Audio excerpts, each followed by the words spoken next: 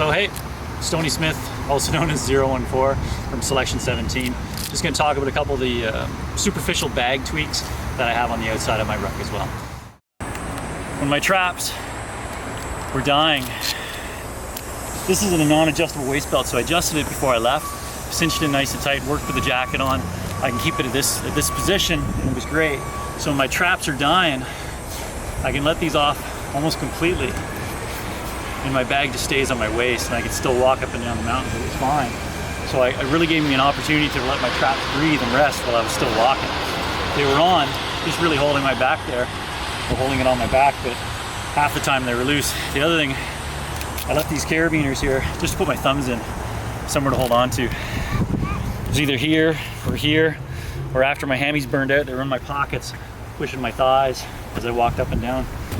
Little things like this. The bags come with black heat shrink around the zippers. I just covered it in red duct tape, something a little bit easier to see at nighttime.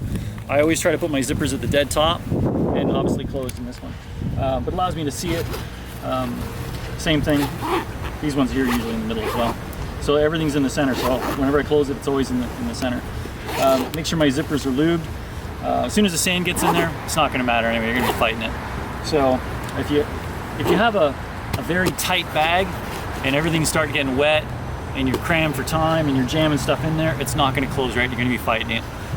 Try to only bring the minimum gear as you can. There's a packing list, you need to bring that, but you're not gonna need 4 pairs of socks. You're not gonna need 2 shirts, you're not gonna need 2 jackets, you know. You're probably gonna want shoes, there's some things you want 2 of, your water bladder, shoes, things like that. But I have a big bag, so I have lots of room and I didn't have any issues. Some people like small bags, but they're jamming all that stuff in there. It's tight, you gotta save yourself some room. The gear that I wore.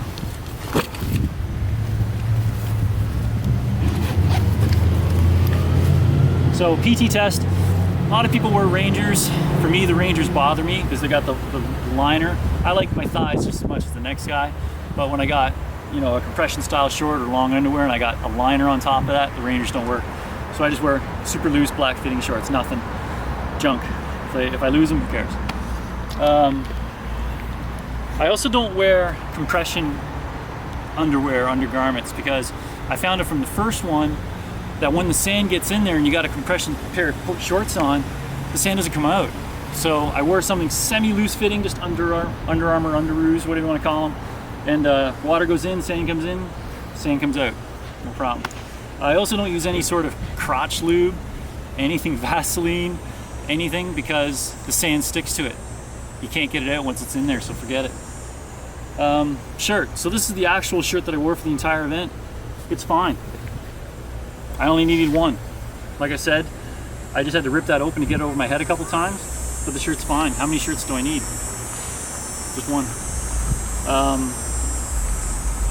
During the first selection I did, I wore a compression zippered with a collar merino wool sweater. It was cold, it was December. It was the stupidest thing I ever did. I was covered in road rash. All the sand, the salt was just eating my body. So I didn't do that again. From then on, it was looser fitting stuff where the water and the sand could go in and out. Pants. I just had these pair of Columbias. These things work great. These things have been through 2 selections now. I mean, this one, I think the knees are finally done. I'm surprised this one's not covered in blood still. But the crotch finally ripped out of this one. And these pants are done. But anything with this ripstop material. The other thing, my pockets were full of sand the entire time. So during the welcome party, these things will just fill up. If they make pockets with, you know, that are clear and the water drains out, better the sand drains out. But just get rid of it. But these things are retired. They're done. They serve their purpose. Nice light, and they dry super fast. These things are fabulous. And that's really all the gear that I wore. The boots, we'll talk about the boots in a minute. And the last thing I did to the ruck, I forgot to mention this one, for the drain holes. Water goes in, water's got to come out. The bigger the hole, the faster the drain. So 2 compartments, 2 drain holes, that's all I needed. There were people there without any drain holes. And the way I used to do it is I used to put the zippers on the bottom. You'll never get it all out. it's just better to put the drain holes in and forget about it.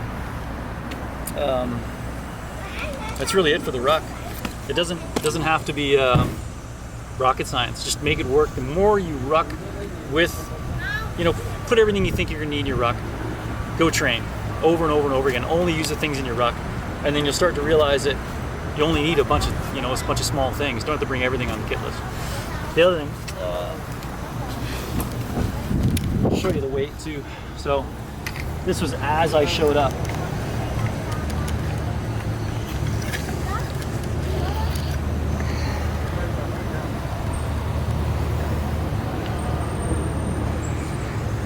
And this is dry right now, so I still have to put the water in there.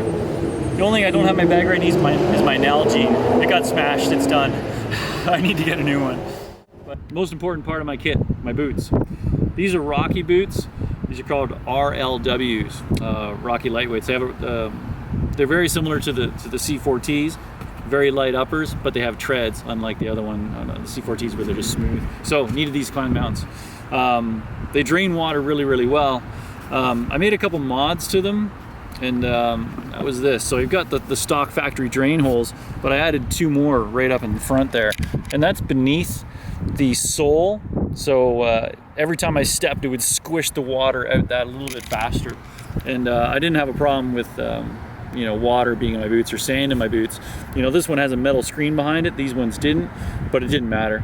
I didn't get any sand in my boots. Also, when I use, these are my Darn Tough socks. I do a double fold on the top on my ankle, and then I cinch the boots in nice and tight so the sand doesn't get in the top of the boots.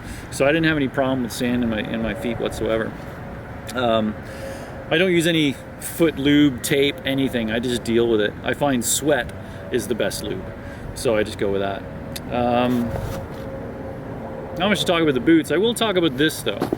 This boot, my left boot, 4 days before I left, the sole came off. You can see this black line here all the way around, and so I had a cobbler fix it. He glued it back together. Then 2 days before I left to selection, it came off again, and I was like, oh man, these are the only boots I got. If they're broken in, they're good. What am I gonna do?